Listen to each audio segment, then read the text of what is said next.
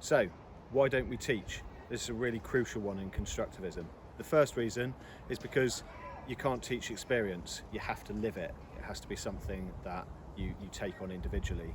The second reason is that actually under constructivism we're interested in the tools that people use to gain the knowledge. How do they know it? We're not interested in the discrete bits of information that they choose to use those tools to acquire. I'd just like to read a bit of research here that I think will kind of explain it quite well. It's from a researcher called Lampert.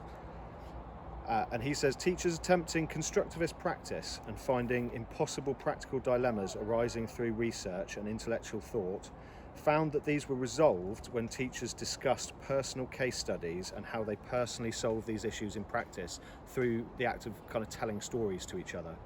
This demonstrates clearly the central point of constructivism. It's a philosophy of thought, and this must be applied to both teachers or facilitators and students alike. It can't simply be used as a method of delivery.